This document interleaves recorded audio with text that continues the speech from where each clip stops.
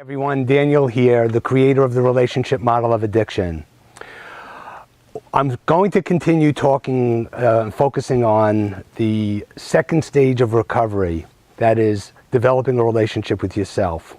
And I've been talking about this concept several times before, and that is it's a key seminal principle and concept, the 51-49% factor. And this is best presented and best understood and best practiced after, at the later stage of this developing a relationship with yourself. After you have established a relationship with yourself, you can begin putting this practice, applying this principle and practicing the 51-49% factor. And so it may be, you may have heard it before, and I feel like I'm going to continue presenting it because it's really difficult to wrap your head around, and I want you to kind of get it in your system so you could talk about it, be more comfortable with it, and apply it and practice it in your life. So here goes. Once again, the 51-49% factor. What is it? It's in any relationship that you're in, there are always two relationships, the one with yourself and the one with the other person. The 51-49% has to do with the optimal balance between your energy, your investment in, the attention that you put on the relationship with yourself versus the relationship with the other. So the idea with the 51-49 is to always pay a little bit more attention to what's going on inside of you. Always deem what's going on inside of you a little bit more important, that you care a little bit more about yourself, and that your relationship with yourself is always a slightly bigger piece of the relationship pie. So this is about shifting the paradigm from other-centered relating to self-centered, because when you do this, when you have a relationship with yourself and you are 51% of the relationship, you are no longer relying on the other person and depending on the other person. Your well-being, self-worth, health, your nourishment is internally based. You're responsible for it, and it's all coming from within yourself based on your relationship with yourself.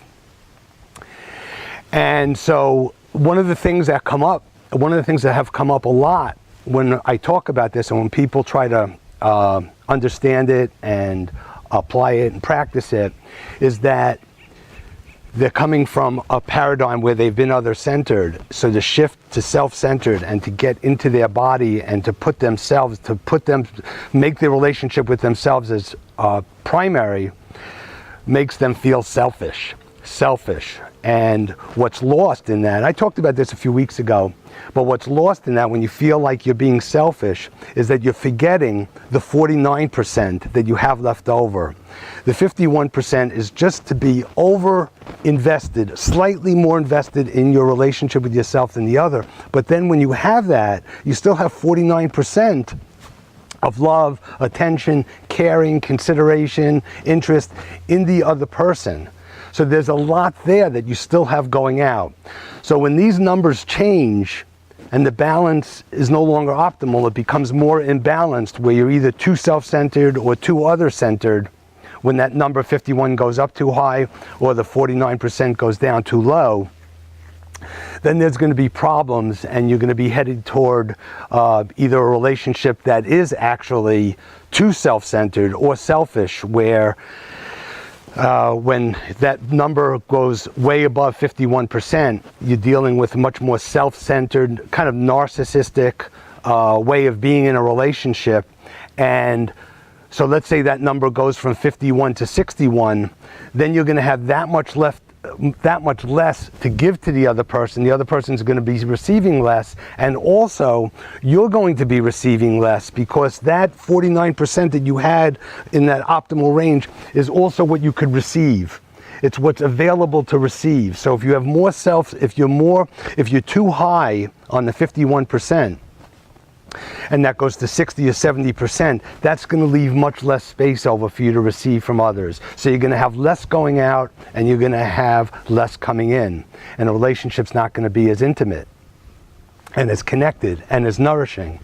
So it's that kind of, that's the concept I want. Again, I wanted to present it to you. I want to make sure you understand it. You could wrap your head around it. You could apply it in your life and practice it. And then I want to hear how that's been going for you, whether you're learning a lot, whether you're experiencing, whether you're finding the way you're relating is self-affirming and promotes more connection and intimacy in your life. Let's see how it goes, okay? So I just wanted to go through that again with you, and see you next time. So just keep in mind, the quality of your relationships is the quality of your life, and the quality of your relationships extend or is relative to the quality of your relationship with yourself.